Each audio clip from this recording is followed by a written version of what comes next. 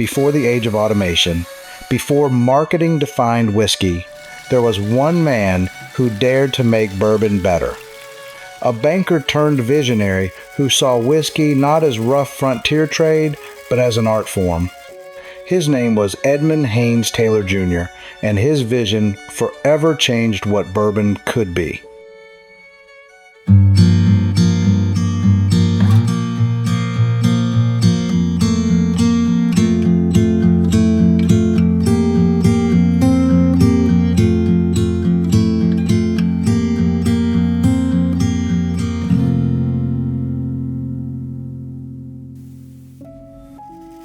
By the mid-1800s, America was modernizing.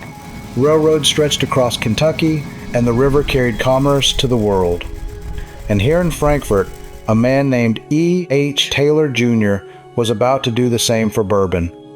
E.H. Taylor Jr.'s vision was to make a quality whiskey, and he was the first person to use the tall column stills that we use, and improve the grain receiving process and the sour mash process. So he saw ahead the proper way to make bourbon.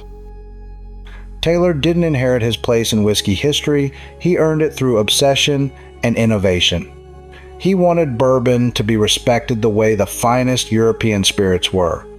He was a junior partner with the Gainsbury Company here in Frankfurt, which was a whiskey wholesaler. And while he was with them, he went to Europe to study distilling, and he learned about the column stills, and he learned to use copper for everything. So that's where he learned all that, was in Scotland and Ireland as he was learning all this. That trip to Europe changed everything. Taylor came home determined to bring refinement to the Kentucky frontier, to marry old world craftsmanship with new world grit. In 1873, he founded the O.F.C. distillery, spending an unthinkable $70,000 at the time.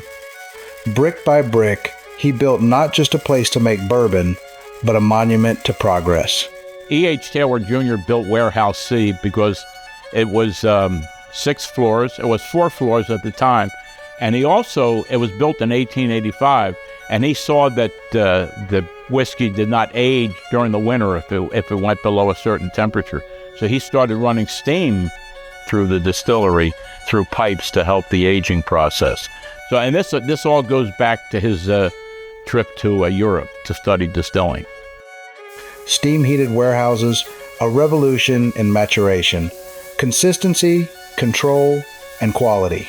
Taylor was turning bourbon into a science. From grain to glass, his standards never wavered. He believed bourbon should be as pure as its promise, and he was determined to protect that integrity for everyone. In the late 1800s, not every bottle of whiskey was whiskey. Rectifiers cut corn liquor with turpentine, acid, and tobacco juice. The public was being poisoned, and the bourbon industry was dying from its own dishonesty. Taylor decided to fight back, not with slogans, but with law. The Bottled and Bond Act ensures that you're getting real whiskey, and that was the whole idea, because there were rectified whiskeys in the 1800s.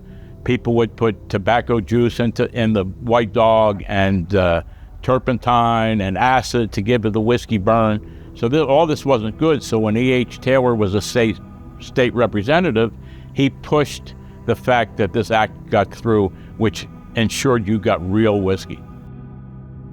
The 1897 Bottled and Bond Act was America's first consumer protection law, a federal guarantee that what you poured into your glass was authentic.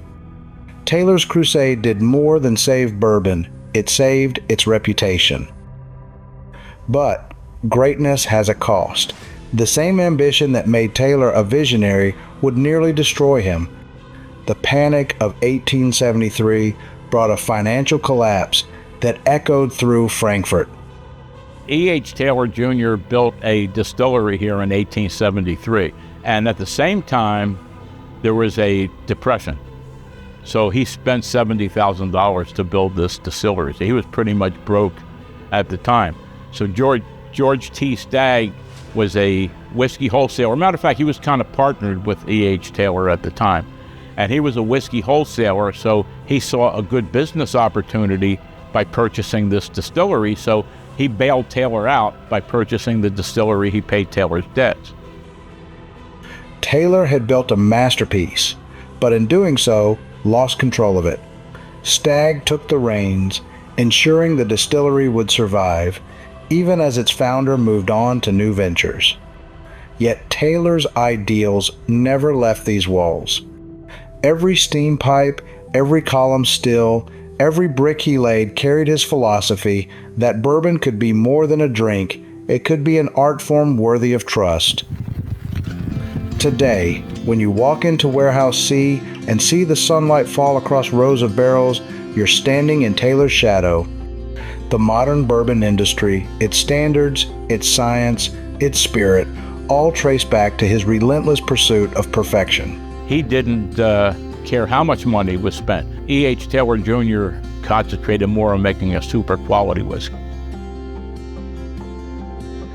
He was a dreamer in an age of pragmatists, a craftsman in an era of commerce.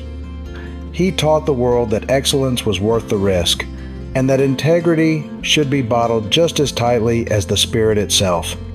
Taylor laid the foundation for the future, but it would take a man named George T. Stagg to turn that vision into an empire. Next time, we explore the rise of Stagg, the business mind who brought Taylor's dream to scale and led Buffalo Trace into the modern era.